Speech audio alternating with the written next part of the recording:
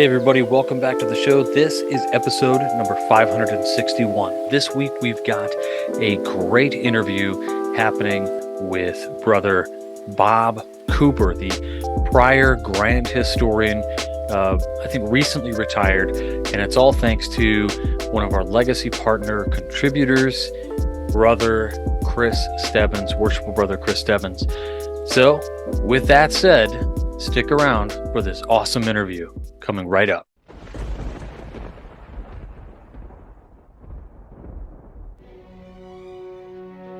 Masonic Education on Demand. With new episodes every week and a 10-year catalog, you'll always find something to listen to.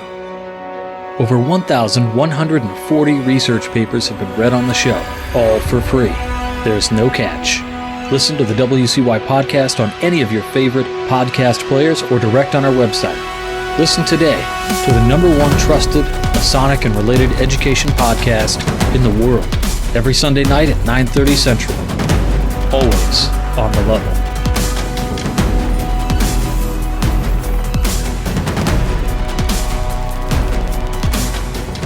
All right, everybody, we're back this week. We have a special guest with us joining us, as we had last time, Brother Christian Stebbins, who brought on a very special guest, and he's done the same thing this time with a very big surprise.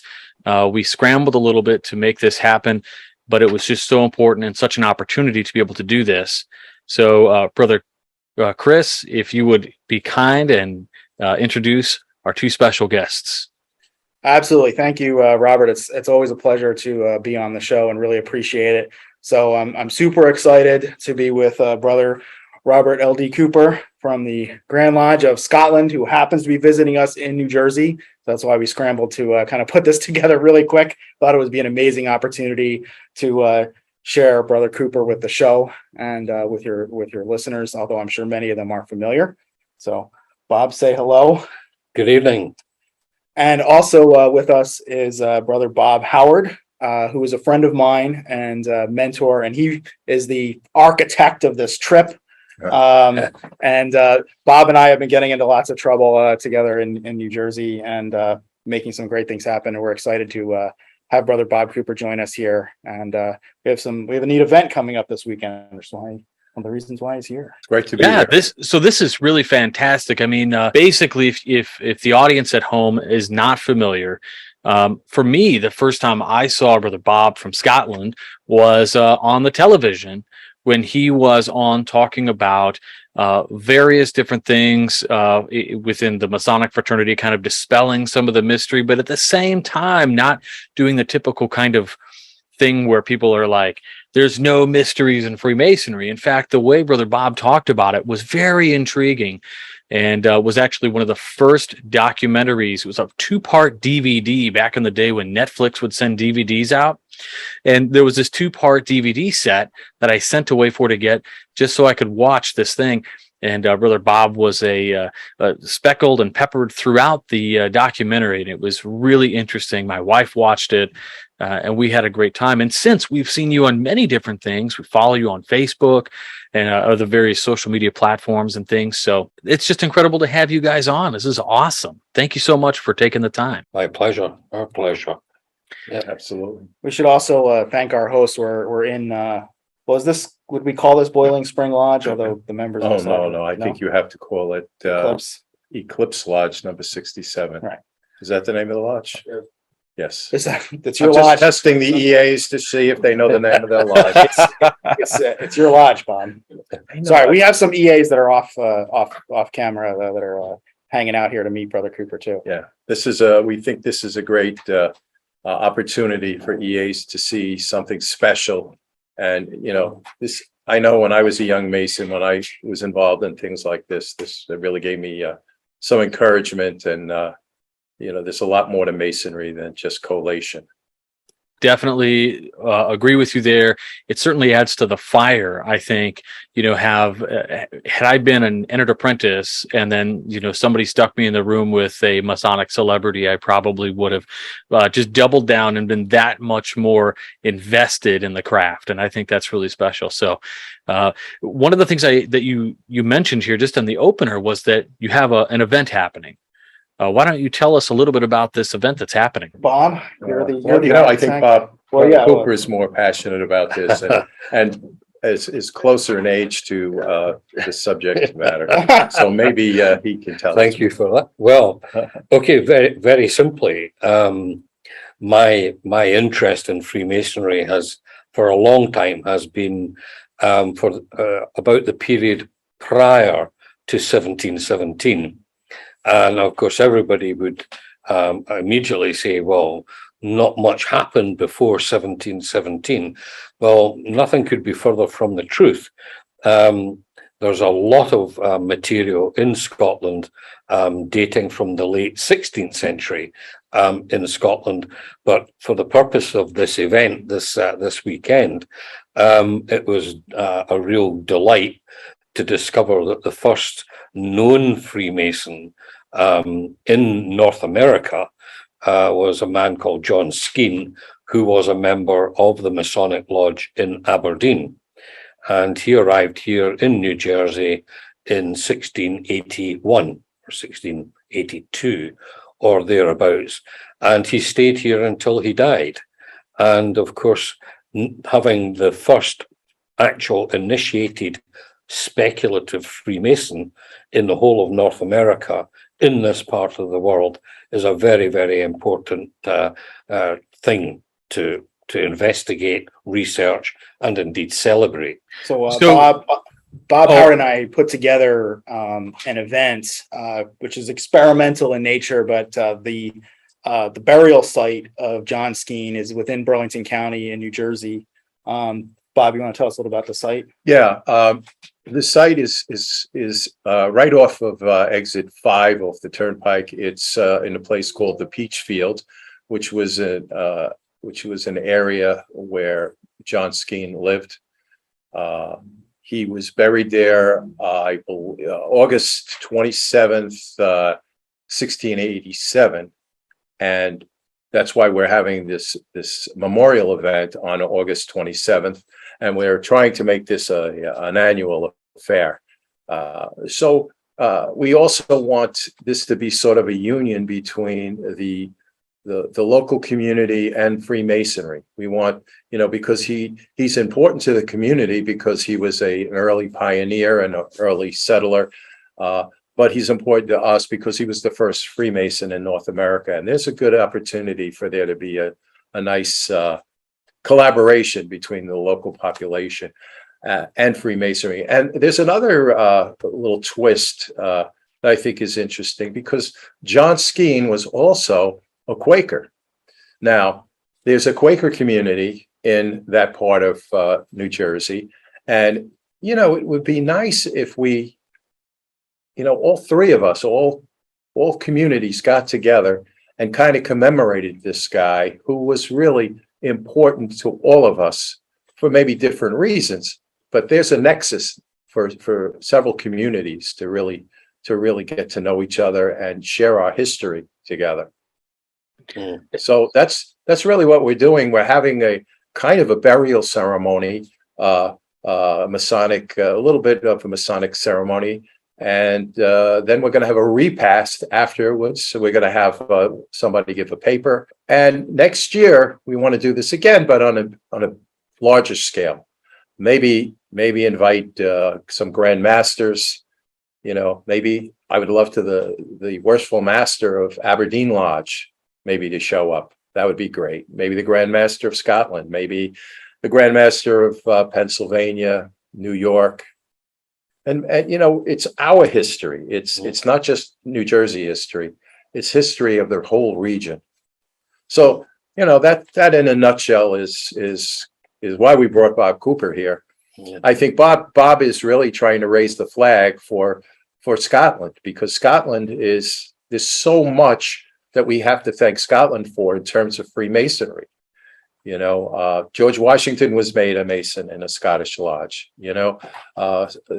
Scottish Freemason. Yeah. George Washington was a Freemason. Get out of town. Yeah. Well, this is really interesting. This idea that you're bringing all these kind of communities together for a number of reasons. Number one, I mean, right, Freemasonry and community has always been this really interesting dynamic where Masonry has always stood for, equality and bringing and raising the standards of living and things of their communities. And so we've been seen that way largely here in America.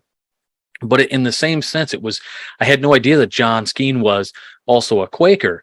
And when I hear about this, I just start, my mind starts reeling, because the Quakers essentially are a massive spiritual influence here in America.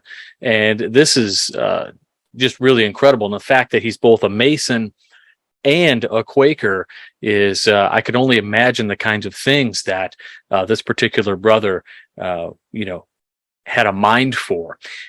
Thinking about Bob, you had mentioned that he's from the lodge in Aberdeen, and we definitely know that, of course, before 1717, Masonry has been around a very long time. We've got the oldest lodge in the world in Scotland, and when we're thinking about this kind of thing, or this kind of this kind of wave here, I'm just curious. We also know that, like, the third degree and some of these other after degrees, right? Like in these early days, you had mentioned 15th century. Are we looking at John Skeen as a speculative Mason in those times as well? Or was he at least, or was he versed in some sort of Masonry? What are your thoughts around this? Well, John Skeen is the starting point of a truly remarkable story. And I think we can really build on this, certainly for next year. He was a merchant, so he was not a stonemason as such. So he was a speculative Mason. In fact, the lodge that he was a member of, 80% of the membership were not stonemasons. So it was dominated by speculative Masons. But the really interesting thing about Skeen being here as a speculative Mason and a merchant is the fact that within a year or two, he's joined by another Freemason, but this time an operative Mason by the name of John Coburn. And John Coburn was an operative Mason from the lodge in Melrose in the Scottish borders. So you have John Skeen, speculative Freemason, meeting an operative Mason also from Scotland, and they seem to go into business together. John Skeen, the merchant, he's got the money and the business acumen, and John Coburn is the guy that can actually put the stonework together. So it looks like they are one of the first building contractors here in the colonies, and that research is ongoing. But that to me is a tremendous connection that only happens here in the New World, where you've got a speculative and an operative working together. But of course, they would be performing exactly the same ceremonies, even although they are from completely different backgrounds. And we do know that John Coburn is encouraging other Scots operative Masons to come here, because he writes to his lodge encouraging other members to emigrate to this part of the world because the business opportunities are enormous. What we've started to do now is try and track down any existing buildings that this two may have actually built, and that could be a really exciting research project. That would be absolutely fascinating to be able to pinpoint something, especially on the East Coast, where we have such a push in preservation in a lot of our earlier colonial buildings and things. Bob, let me ask this really quickly as well. Because of these ideas of early Masons, there's a lot of brothers out there who are new, including our entered apprentices here, that may or may not know that there has not always been like the 3 degrees and the same kinds of systems put in place. And so I'm just curious. Can you, like, when we know that John Skeen is a Mason and Coburn is a Mason and these guys of this kind of era, are we assuming that they are essentially what we would call they've received a degree, 2 degrees? Is the Royal Arch involved at this point? Like, I'm just curious on your thoughts there in the historicity of it all. Well, we know for certain it would be 2 degrees, and they were known as they are known today, entered apprentice and fellow of craft. But there is a revelation that we could perhaps make on Saturday, that we now think the 3rd degree was in existence at exactly the same time. And that comes from rereading a document that we can perhaps make public on Saturday, just to give a little bit of a zing to the day, shall we say. Oh my goodness. I didn't know that was coming. That's a great surprise. You heard it here first. Wow. That's incredible history. Part of this celebration of coming over here and celebrating John Skeen. And since you're over here, what have you been doing? And have you been going to lodge and touring, or what's been your experience so far? Oh gosh, lots and lots of things, lots of talking. Masons are good at talking, so I could talk for Scotland if it was an Olympic sport. So that's been very enjoyable. Good fun, good fellowship, and of course tonight I'm in the company of 3 entered apprentices. We're doing a little bit of education, a little bit of encouragement, and that's been interesting to me, because our mentoring program is nothing like what I've seen this evening.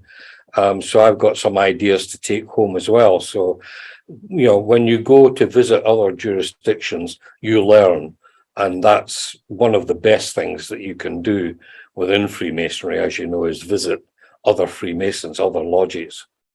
Yeah, I think it's really interesting. Anytime I go, I always, if I go to do a talk or something else, but what I find myself doing is always asking everybody else, like, well, how do you do this? How do you do that? Let me ask Brother Howard, how did you connect with Brother Bob? We have 3 Roberts here, so it's kind of funny. So, Brother Howard, how did you connect with Brother Bob? Oh, it's very interesting. First, I had a thirst for knowledge when I was a young Mason, and I began to read as much as I could. I had a mentor in my lodge who pointed me in various directions and got me to reading certain things. And then I noticed that there were symposiums given around the world. And I would go to Alexandria, Virginia. There'd be symposia there where I could learn some things, because I was really interested in what the eggheads had to say about Masonry. The people who had, who put footnotes in their research, as opposed to people who just speculated or supposed, like so many of the popular books that we read, which are based on opinions and what ifs. So I started reading, let's say, the right books. I went to symposia, and there was actually a symposium in Edinburgh in 2013 that I went to, and oh man, there were all the people who published real papers on Masonry were there at that symposium, and one of the key figures was Bob Cooper. So I got to get to know Bob. I had some libation and some refreshment in his backyard. He was kind enough to take me to Rosslyn Chapel and give me a personal tour. So, it was just a question of following my thirst for knowledge.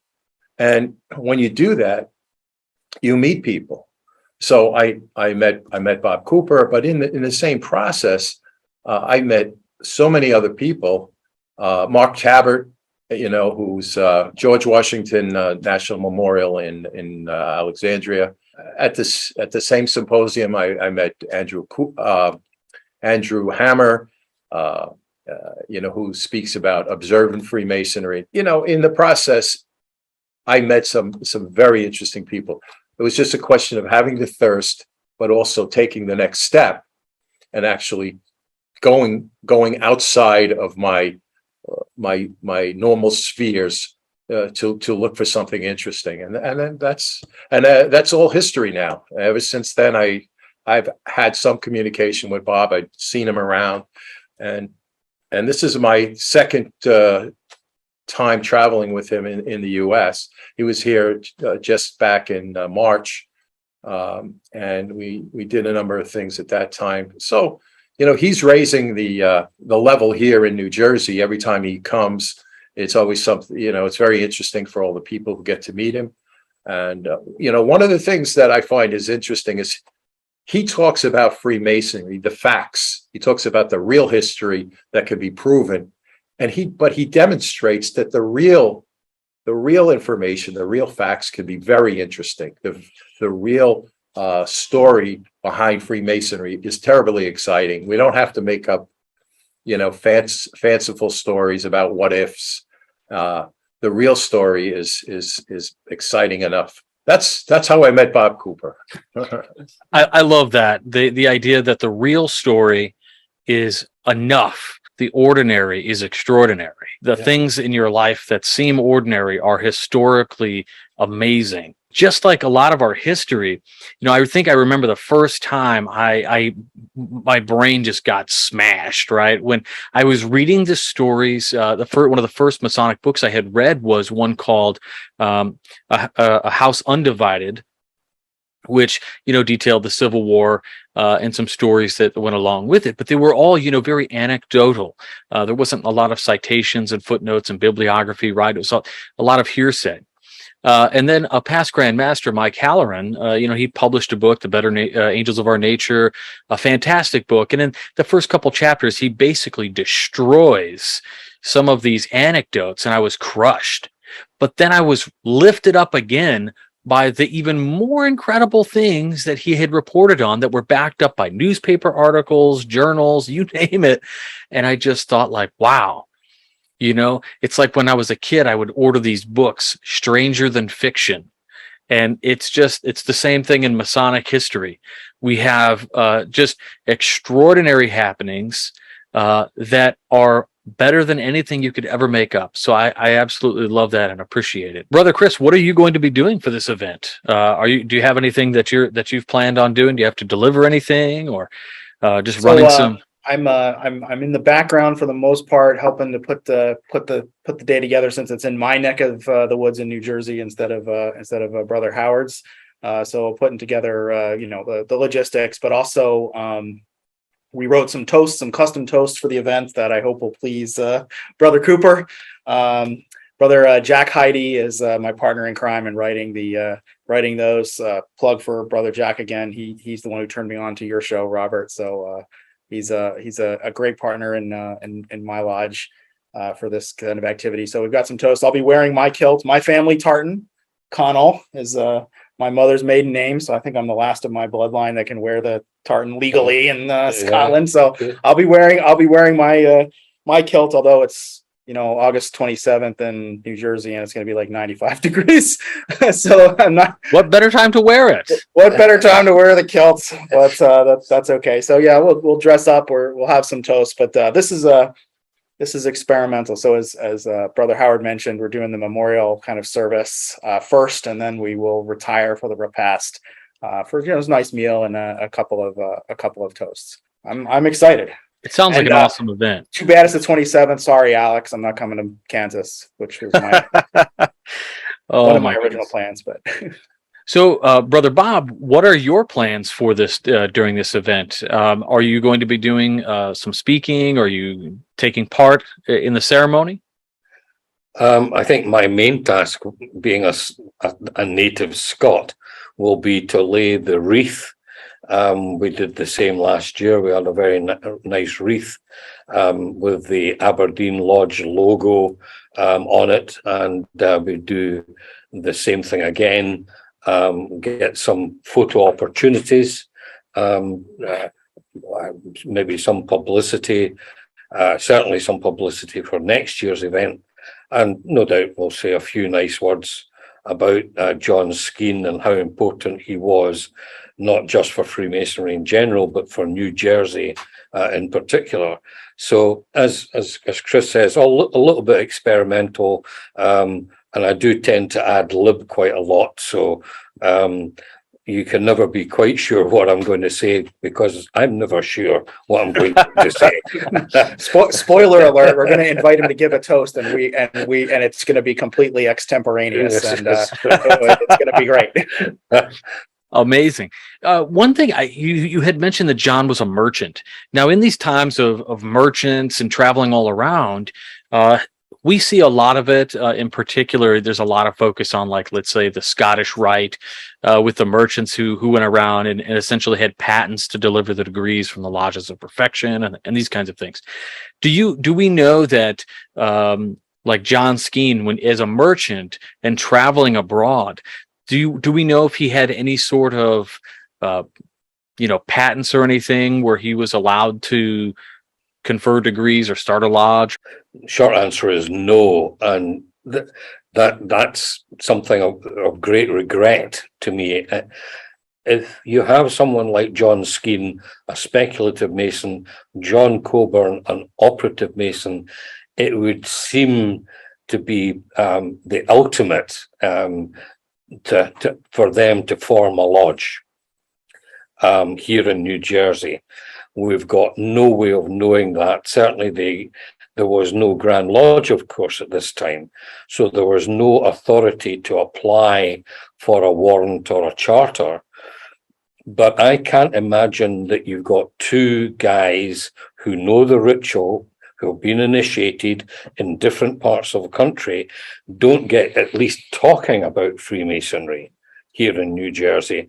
Now, whether they held unofficial meetings or meetings that are simply not recorded, that would not surprise me, but we cannot prove it, unfortunately. It certainly seems as though, being before this 1717 or the 1721, whoever wants to believe what on this, we know Freemasonry existed a long time before. Didn't really worry about. I mean, I hate to say this, because my grandmaster might smirk at me for saying, like, the silly rules of having all of this proper documentation and lineage lines and things of this nature, right? When you got two brothers who were going to come together and put on, have a meeting or a meal or a festive board. We've got so much history that shows, like in the United States, or the westward colonization, where Masons traveling west over the Colorado Rockies had square and compasses made of paper that they used to meet, impromptu. And it's not an official meeting. They just opened with whose authority? Their own. Exactly. Yeah. What we're talking about really is the transference of legitimacy from one Masonic lodge to another. And we know this took place before John Skene even arrived here. And the best example is Lodge Canongate Kilwinning, just outside Edinburgh. They wrote to Lodge Kilwinning, Lodge Mother Kilwinning, number 0, in 1677 for permission to form a lodge just outside Edinburgh. So they were seeking the legitimacy from another lodge to form a lodge, because there were no Grand Lodges. Now, it's not impossible that Skene or Coburn or both of them either wrote to Aberdeen or wrote to Melrose saying, we're here in New Jersey, do you give your blessing to us to create a Masonic lodge? And that blessing may have been given, but is simply not recorded. And that's a lovely thought, I have to say, that would happen. And I would err on the positive side and say that that probably did happen, but as a historian, I just can't prove it. Well, I would just like to either make a point or ask a question. I think when John Skene was about to leave Scotland for the New World, his family was being persecuted. He personally and his family were severely persecuted for their religious beliefs. And back then, religion, culture, political perspective, it was all kind of related. You couldn't really separate it. As a Quaker, he would have been perceived as disrespectful to the local magistrate and certainly insulting to the sensibilities of the average person of the time. So when he left Scotland, he was probably leaving in a bit of a rush. And I don't know that he would have, maybe had the time to set up some type of protocol with his worshipful master and plan a proper transition for a legitimate lodge in the New World. I think his motivations were different. For us, we're purists. We think of Masons and taking a charter and getting a charter, and these are all Grand Lodge concepts that didn't even exist back then. So I think it was a different world, different motivations, and maybe retrospectively, after the fact, he could have, hey, why don't we form a lodge? But certainly, he didn't have the opportunity to do that in advance. So anyway, that's my thoughts. Yeah. I mean, Interesting. So, Bob, let me ask, we know we've seen you on TV and things. Is there anything that we've got that's coming up that you're excited about, or any current research that you're doing that we can look forward to as well? Gosh, well, there's a variety of things actually. Now that I've retired from Grand Lodge, I've now got more time to revisit some of the things that I've written. I've been asked, for example, that perhaps we should put together a compendium of papers of different sizes, different lengths, that many of which haven't been published, and give a kind of a complete sweep of my interests in a compendium. That could be done relatively quickly. Also, a revised and updated edition of the Free Gardener's book is something that really should be done, because there's been 20 years since it was first published, and we've learned a lot about that particular order in that last 20 years. So that's something that's on the horizon.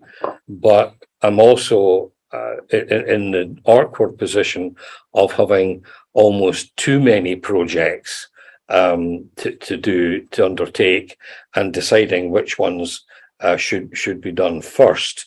There was supposed to be I was supposed to give a presentation at the Grand Lodge of Canada in the province of Ontario. Unfortunately, the flight was cancelled, as seems to be quite common these days. But the title of that, which would be a book eventually, the title was "The Confessions of a Haggis Smuggler." So that was to be anecdotes of my Masonic travels over the world over the last 30, 40 years. And of course, I did actually smuggle haggis on a regular basis, hence the title. So lots of possibilities in the fairly near future. That sounds hilarious. The title of the book actually will stick with me for a long time. And, I'm just, to my close friends and anybody listening to the show, we're going to push Bob to release this, the memoirs of Bob Cooper. Fantastic. So, Brother Howard, you had mentioned earlier that you've got EAs there. One thing that I was curious on with Brother Bob here as well, you have likely seen differences in your approach that you've mentioned. What is something I think, can we compare and contrast a little bit? Because I know that here in the States, depending on our grand jurisdiction, we certainly instruct our candidates a little bit different from grand jurisdiction to grand jurisdiction, but there are large differences that I've noticed with our European brothers, whether that's in the UK, Scotland, England, or Germany, Italy, whatever the case might be. Can we talk a little bit about the different approaches? Yeah, I mean, the different approaches basically are because every Grand Lodge is sovereign, and so you have people who take a particular view of Masonic education that can be quite different from people in the jurisdiction next door, and nobody, there is no central body. It's not like the church where you have a Vatican that kind of lays down the dogma. So what's happened is that the education, the dogma, the interpretation has all been developed by each individual jurisdiction. And we were just talking earlier on with our entered apprentices about the landmarks, Mackey's landmarks. And that's a classic example of how education diverges from place to place, because one person says one thing and another person says another, and rarely does it become revised. It becomes stuck that for that jurisdiction, that is what you're going to be telling your members. I think the idea that we have now is that perhaps we need to agree at least some basics across the world, or at least across continents, so that we don't end up with arguing with ourselves as to what certain thing means. So that's my elementary thinking on it. I know Bob has got other thoughts on it too, but it's a tricky question. Don't get me wrong. Yeah, I would say what I like to do is look at education from two perspectives. One is focus on the ritual. Everything about Freemasonry is in the ritual, and what we need to do is decipher the symbolism and allegory, and see how we can take those lessons and apply them to our lives. I think they're meant to be, people talk about, oh, well, these are esoteric, deep concepts. Well, they were actually meant not to be so deep. They're supposed to be pretty obvious. The symbolism of the beehive, for example, that's supposed to be clear. The 24-inch gauge, that's supposed to be clear. How to divide your day and how to apply, emphasis in different areas with the right balance. It shouldn't take contemplation of a sage. So the point is, let's focus on the ritual. What does the ritual have to teach us? But the second point is, what's the historical context? Where did this ritual come from? Where's the history? You can trace the ritual back to the ancient charges of operative guilds, where they would take a young, maybe 7-year-old, maybe a 12-year-old, and start to educate him with just verbal lectures about the ancient charges, so that he would understand.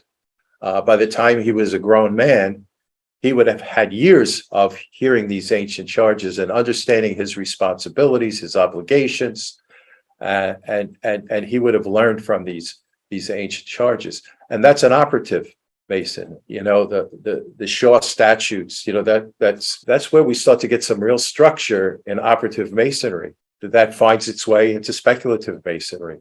So I focus on the ritual, but I also think it's important to talk about the historical context, where it came from. And I also, who wrote the ritual? It's important to talk about Preston. It's important to talk about Webb. You know, what was kept, what was thrown out. What do we need to go back to? Why? Why were things kept or thrown out? What's that? And the why, if that's knowable. Yeah. Why things were retained. Well, you know, well, Webb will tell you it was just too complicated for simple Americans. You know, that's what Webb would say. But what I was going to say, okay, for instance, the Middle Chamber lecture. The Middle Chamber lecture it's fine. It's a great it's a great lecture. But if you really want to understand the Middle Chamber lecture, you got to go back to the original Preston work, where it's much more expanded. At the time, it was read, and it was not you know, it wasn't intended to be memorized, but it was very detailed, very interesting. And I admonish any fellow craft to go to Preston's work. So the ritual is great.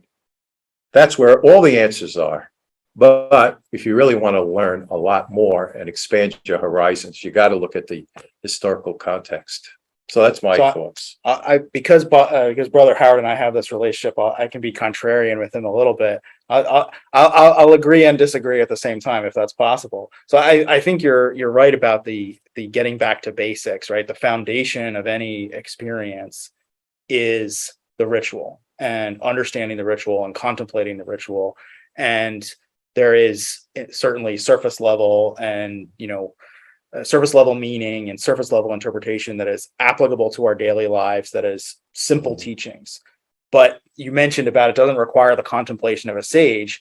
Well, once you've applied those lessons, then the surface level lessons, and structured your life, I think that frees you up to have the ability to contemplate like a sage and go and plumb those depths a little bit deeper. Not everybody goes on that journey, but we all share the common root. And I think the root of a good educational experience for Freemasonry starts with, as you said, that foundation of truly understanding the ritual, the basic principles, and the surface symbolism, because that gives us that common ground and the order necessary for us to transcend or contemplate like a sage, for those of us that go that distance. No, I agree 100%. So we weren't disagreeing. We're not really disagreeing. Yeah. For instance, again, in the Middle Chamber lecture, we get the tools. These tools are now given to us, and we learn the 7 liberal arts and sciences. You know, we learn about them, and now it's up to us to take it to the next step. What I'm saying is the ritual itself is a clear path. It's not meant to be obscure. So if you listen to the Middle Chamber lecture, you learn about the 7 liberal arts and sciences. Okay, now you've just been given a tool. Run with it. You know, and I agree with you 100%. So I think we've got to. I think Masonry kind of teaches us to walk before we can run. You know. So one of the relevant to Saturday, we are blessed with the fact of knowing the ritual that both Skene and Coburn would have used when they were initiated in Scotland before they came here. So we'll perhaps make a bit of a mention of that on Saturday. And that's the earliest known rituals in the world, from 1696. So you're going as far back ritual-wise as it's possible to go, and then trying to understand what these guys of 300 and odd years ago were meaning, because language changes, the meaning of words change. That in itself is a very interesting sort of intellectual, educational exercise. What did those words mean 300 years ago compared to what they mean today? So we can get towards a better understanding of what they were trying to say then and compare to what we're saying today. And that's a very interesting. This is such a huge undertaking, actually, that to what Brother Howard, when you were talking about the context and the historicity there, and Brother Cooper, you were talking about understanding what they meant at that time. This is something that evades, I would say, I don't want to be mean, but probably 99% of the craft brethren who go to lodge, and even our brothers who are excellent at ritual, don't always stop to understand what exactly those words mean. Like, they might understand what they mean by today's standards, but when we think about what words like justice meant in the 1700s, even just looking at the historical context there, versus what we think it means today, there are vast differences, and it's not just a difference in the language in terms of maybe an archaic tongue, we'll say, but now we also have to understand that, yes, it sounds different, and it actually likely means a lot of different things as well. So this is a fantastic point you brought up. How do you think, a question for all three of you, how and what is the best way, and how can we get our brothers to, I guess, become well-informed in this way, to allow them to explore the ritual in a way that gets them to understand what it meant at the time it was written, and not necessarily implying what it means based on the understanding of the words today? Well, the first, perhaps the most important point to make, and this is common. This is not a criticism. Scottish documents from 200-300 years ago were translated into English using English language dictionaries. And there's nothing wrong in that. It's simply because there was no Scottish language dictionaries in existence when these translations were being made. So now that we have, and the Scottish National Dictionary was completed in 1979, we can now look back 300 years ago and translate Scottish documents using a Scottish dictionary. And that reveals a variety of errors that English translators made through no fault of their own. And that gives us a different understanding of the words that the Scottish Masons were using compared to what the English translators thought they were using or meaning. So that's a very interesting exercise, and it's actually, to actually do that, there is a program, a kind of lecture, a presentation to actually do that, and that's like a voyage of exploration that begins to reveal things that we just don't, we simply don't think about at all today. So that's an important point. And it's people like me that continually remind our translators that there's more than one dictionary can be used for these very important documents, for example. I think this is you've posed a really great question that, how do we put brothers on a path to be successful, to, both understand the context and the historicity and the historical context. How I think is certainly a challenge, and it harkens. I'm sort of thinking back to your earlier question about the differences in education between jurisdictions. It's not just each Grand Lodge is sovereign, but each lodge is almost somewhat sovereign, right? They're under a loose set of rules that forms a Grand Lodge, but each lodge sort of has a lot of control over its own experience. So like the how is almost a what works for you, maybe, but I think it also requires well-informed brethren who are willing to instruct without dogma or without a latching onto a specific path, right? Willing to instruct, but also willing to allow the mentee to question and explore at the same time, right? Because if you're an instructor but you come from a place of dogma where you're latched onto one specific theory, one specific interpretation, one specific use of the language, then you're stifling the critical experience, the critical thinking, and the stretching of the mind there. I just want to add one other thing. It might sound a little more cynical, but you're never cynical. But it is. I think all of us. I'm pretty confident I can say this, that all of us have felt or been exposed to some pressure to get along. All right. We are Masons who have been struck by a passion for research, for learning, asking more questions. People like us should be encouraged. There are people like us in every lodge who maybe are not going to be the guy who helps out with the fish fry or helps out with the beefsteak dinner, but would be very happy to do lodge research, to put together some history of the lodge, who would like to do some reports on some interesting books he read, would like to maybe do some lecturing to new Masons. But I'm not saying it's done maliciously, but maybe it's done inadvertently. But we're kind of, if not ostracized, certainly marginalized in lodges, because we don't focus on maybe some of the more popular things that the lodge is focused on.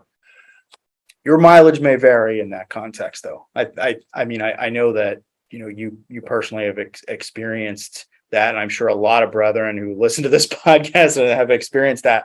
But, Robert, I will kind of want to plug like Brother Randy Sanders' writing on this subject, right? Because I think he has a great point of view where it's like, let everybody practice their brand of Masonry, and that live and let live attitude allows us with an educational bent to also flourish, right? Like it's not an us versus them mentality. It's we're creating a culture that we can promote education, promote deep thinking, promote that relationship, and also have the fish fries if that's what the other brethren in the lodge want to do. No, it's not us or them. Yeah. What I'm saying is, if your lodge is 99% focused on the fraternal aspects of the craft, that's fine. Yeah. But understand the value of somebody who has an educational bent. Let him run. Even if you're the worshipful master and you want to focus on getting that beefsteak going and making money for that fundraiser. Okay, you want to make money for a fundraiser, whatever it is.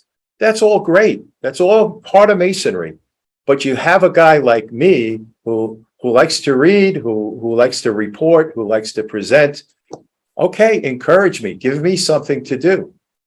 Don't do what you can to make sure that I leave the fraternity, which is unfortunately what I'm seeing. People like us aren't part of the mainstream, so we're not encouraged. All I'm saying is recognize that there are different people in your lodge. We now live in a spirit of inclusiveness.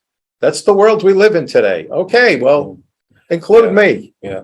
What you're saying, Bob, is that there are a small number of Masons who are isolated, in the sense that their interests are not catered for by the majority.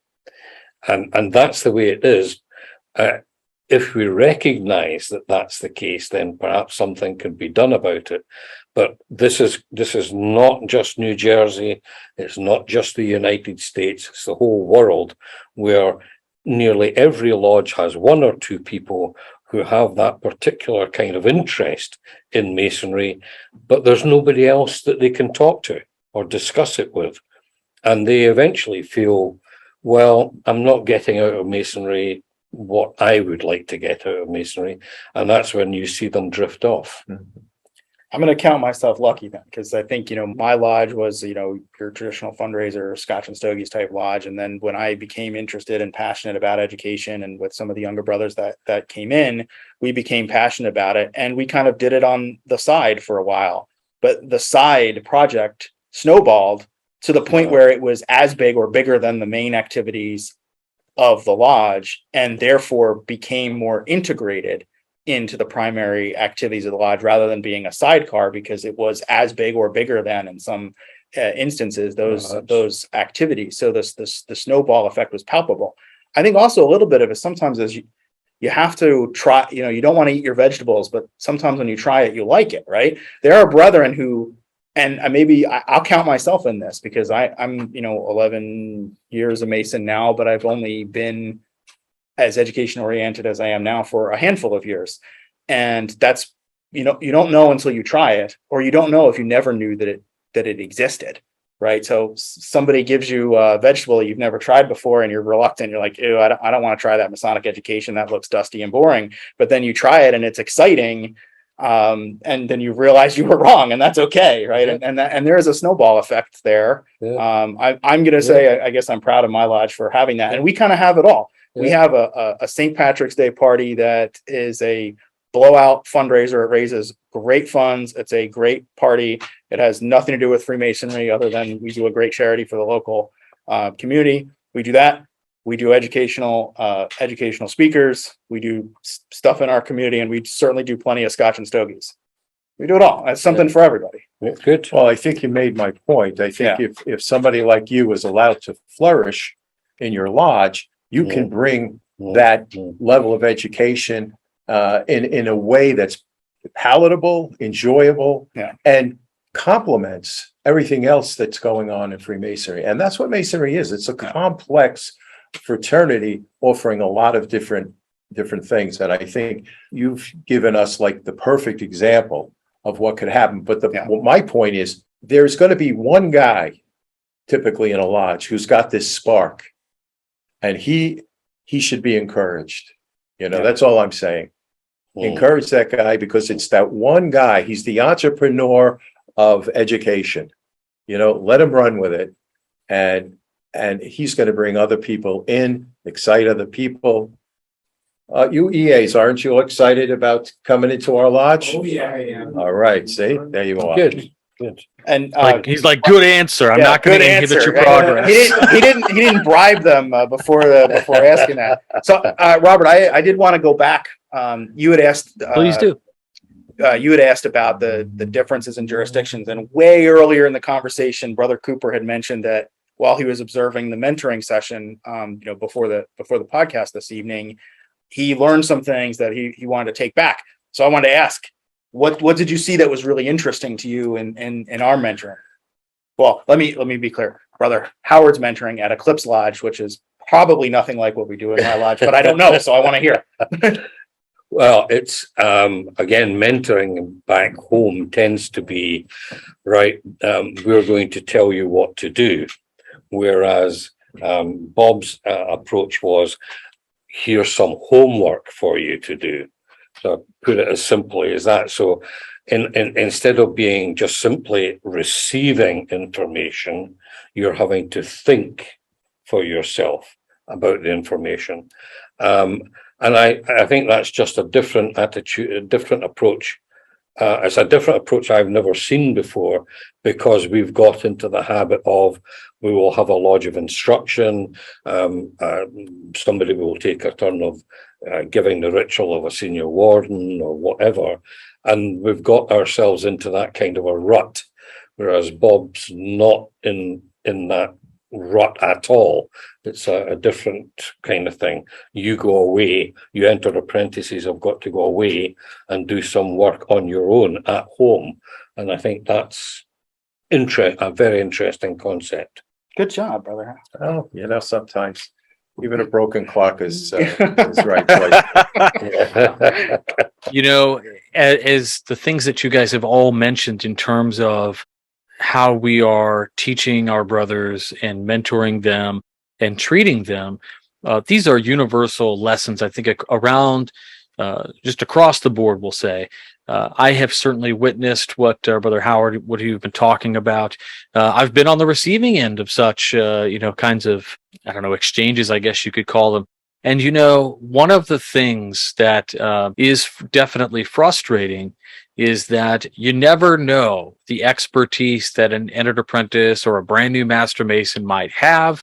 And when you shut them down, you're essentially telling them that there's no way you can serve your lodge. And this is a problem. But I'm starting to see a real change, and I've got a lot of great hope for the future. As you mentioned, this is an age of inclusion, and we're starting to see so many young brothers just take the reins and run with it. And I think something that, I've only been in, 12 or 13 years now myself. I have witnessed something within myself, which is that by encouraging our newest our newest brothers, we are allowing them to not only flourish, but take a burden off of us and other people who are doing so much of the work. And then you feel a relief. There's some anxiety because you're letting go of the reins a little bit. But in that same aspect, you're essentially hoisting them up. It's like that old quote, if I've seen further, it's by stepping on the shoulders of giants or something along those lines. And I think this is the way in Masonry. We bring them in, we allow them to learn, we hoist them up, and we hopefully say, now take it farther than we were able to.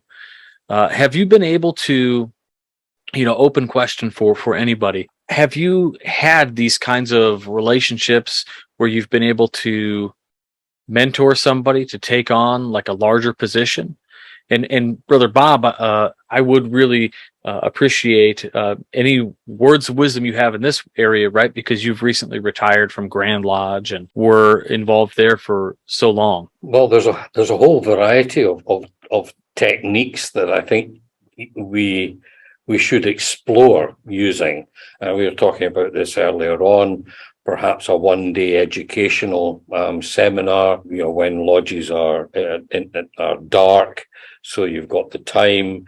We have study groups back home where they will pick a paper from, say, Quater Coronati, circulate it to the various members of the group, and then the next month discuss that paper, and then circulate another one. So there's all sorts of different techniques. Some will work in some parts of the world, some not in others. But the main thing is to actually make a start, to actually make the attempt. So if one technique fails, then you move on to another one in the hope it's going to succeed. And I mean, this event on Saturday with John Skeen, his memorial, that's not a formal educational program, but it could be the spark that starts something off. So you just keep trying all these different alternatives, and you never know where they're going to take you.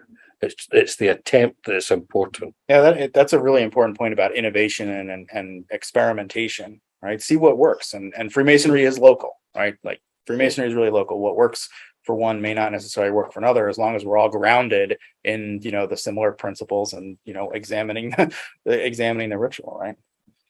Yeah, I think you brought up a good point about Masonry being local, and it also complements something else you said about the sovereignty of the local lodge. If we look for our answers at the lodge level, I think we're going to be fine. It's our brethren, it's our officers, it's our worshipful master, it's our past masters who have the answers for us. It's right there. Make that family of yours work. It's nice that there's a district deputy who's helping us, and it's nice that there's a district ritual instructor. It's nice that there's a Grand Lodge, but rely on your brethren, and I think that's the key. And support your brethren. You were supported, Christian, and you were able to give tenfold to what you probably got out of Freemasonry. You were able to give back to your lodge, and that was all internal. That was not from any edict, any guidance. It was all from your lodge. So look to your lodge. That's what I'm saying. Yeah, if you're looking for help, look no further than first start at the end of your own right arm, and then or left arm, and then look at your neighboring brethren. Right, they're the ones who are there to help you. I think that makes a lot of sense. Although I will give a plug. I heard that the Grand Lodge of New Jersey does have an excellent mentoring program, of which you may have been a participant or architect of. Yeah. I should mention that one of the things that I'm involved with is I've taken what we had as a Grand Lodge mentoring program that was sort of lost in our on our website somewhere. I actually took it out, reworked it, and created an 8-hour presentation that we now give. I have a number of people that I work with. We have about eight facilitators who will go out to a district we'll bring just a small number together, maybe 30 potential mentors. So we have maybe 1 or 2 people from each lodge in a district or 2 districts. And we'll go through the Grand Lodge mentoring program, and we'll familiarize everyone with what tools are available, and also some techniques on how to make education palatable, exciting. And boy, these guys are so motivated. At the end of the day, they're so excited, and they can't wait to get back to their lodge to unleash what we shared with them. And it's a Grand Lodge program. Well, it's a Grand Lodge program. I took, Good. Myself and some of the other facilitators, we took the initiative. What I like about that program, Bob, too. What's that? Sorry to interrupt. What I like about that program too is it's not like inherently Masonic per se. It's about the tools and like how to practically be a good mentor and an effective mentor. Right. So we try to let each individual mentor reach into himself and use his own tools. There's not one way to be a mentor. In fact, we even encourage them, if there are other people in your lodge that you think know a little bit more about a topic, bring them into your program, empower them to be part of the mentoring program in your lodge. Although this is something that we're doing with the Grand Lodge because it was the Grand Lodge mentoring program, what we're doing is empowering individuals in each lodge, and it's really up to them to do the work. So again, we're getting back to the individual, That's a good individual lodge. And what I find is encouraging. Every once in a while, we find somebody like Kristen who has already been doing some type of mentoring, and we learn from him. We incorporate some of his techniques into our mentoring, in terms of training the mentor. So there are already people who are out there highly motivated, highly experienced, and we don't really have anything to teach them, but we have a lot to learn from people like that. And it's very encouraging when we find them. I like, Bob, that final point of, Grand Lodge is providing some tools, but it's just an empowerment of the individual. So it's still local. And It's not turning to Grand Lodge for all your answers and solving your problems. And I think, quite honestly, that's what Grand Lodge is looking for. They are looking for they want each lodge to run with whatever they offer. There's nothing happier than a district deputy who has successful lodges in his district, so he could just stand back. He doesn't want to lecture you. He doesn't want to point out your flaws. He's just happy when things are going swimmingly. This is all good information. Well, I want to thank my guests, Brother Chris, Bob, Bob Cooper, and Brother Bob Howard, for sharing some time with us. Like I said, it was kind of a little bit crazy to get this to work, but I'm just so excited that we got it to work, and that these brothers were able to spend a little bit of time with us to share some light and some experience cross-jurisdictionally. This was just fantastic. I want to pass it back over to Brother Chris for any closing thoughts and remarks, and then we'll go over to Bob and to Brother Bob as well. Bob and Bob. Thanks, Brother Robert. I really appreciate having the opportunity, and I'm glad we were able to pull this off. I do want to give a shout out to Worshipful Master Patrick Glover of Eclipse Lodge number 67, who has provided us the space so that we could do this evening, and we sort of crashed their lodge's mentoring session, which I think actually was valuable. Would you say that, guys, that this was valuable? We kind of crashed and interrupted their mentoring session so we could put this together, but I think that was valuable. So I did want to thank Worshipful Brother Glover for facilitating, letting us have the space, and Brother Howard for letting me intervene in his mentoring session this evening. And thank you very much. And Bob, it's always phenomenal to get to spend some time with you. Thanks. Yeah, I suppose the one thing that we should take the opportunity to plug is the event the first weekend in November at the George Washington National Masonic Memorial in Alexandria, Virginia, which is Scots Freemasons in North America. So it's a very specific subject, but it's not completely dry academic stuff. There's a lot of very interesting social activities going on as well. So find the memorial's website and look up how you register for that. I think it would be a fun weekend.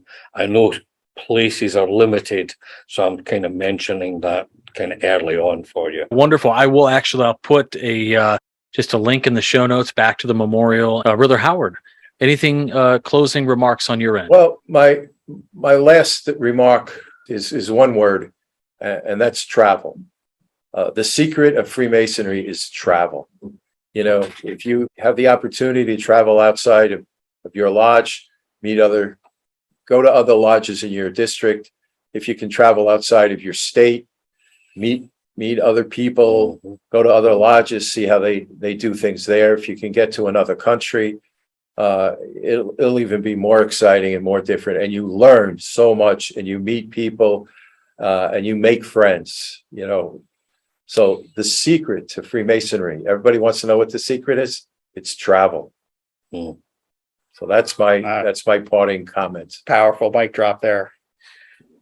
Boy, it's hard to top that. Although I was thinking I missed something that I want to interject real quick, just to plug also for Brother Cooper's book, Cracking the Freemasons Code. I think that's a fantastic book for like the new Master Mason. I mean, I think the target audience there is also the general public, but I think, you know, we're using that in our lodge as a new Master Mason's text, because it's a great sort of tour of, you know, some origin theories, you know, a look at the early texts, you know, some explanation about the Free Gardeners, and it's just a great tour. So I want to plug that book, because I think it's just a great text for especially a new Master Mason, and we're using it in our lodge.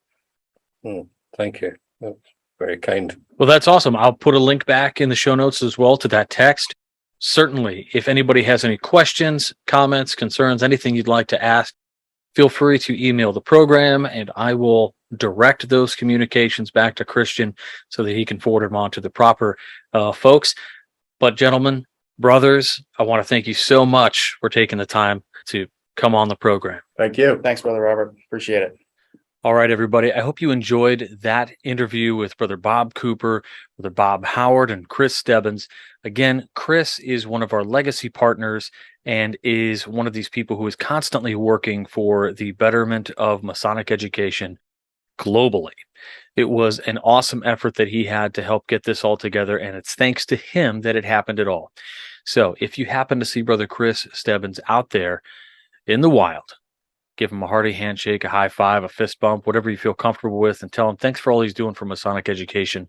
Thank you, Chris. Thank you to Brother Bob Cooper, the, like I said, previous or prior Grand Historian of the Grand Lodge of Scotland, who was so generous with his time, and to Brother Bob Howard, who facilitated all of this in moving forward. So thank you guys so much. I understand the John Skeen event went great. I received photographs from some great brothers and sisters across the world who actually traveled to that event to check it out. So it's events like that that bring us all together. Before we leave this week, I want to give a shout out to one of our listeners who mentioned that in Brother Patrick Day's latest Masonic Mythbusters, where he talks about this Rosicrucian Hiramic legend, one of the words he used is in fact used in a known Masonic context. Brother Patrick Day, I let him know about it. He said it was super interesting, and I agree. You can find out all about it if you read The Secret School of Wisdom by Joseph Wages.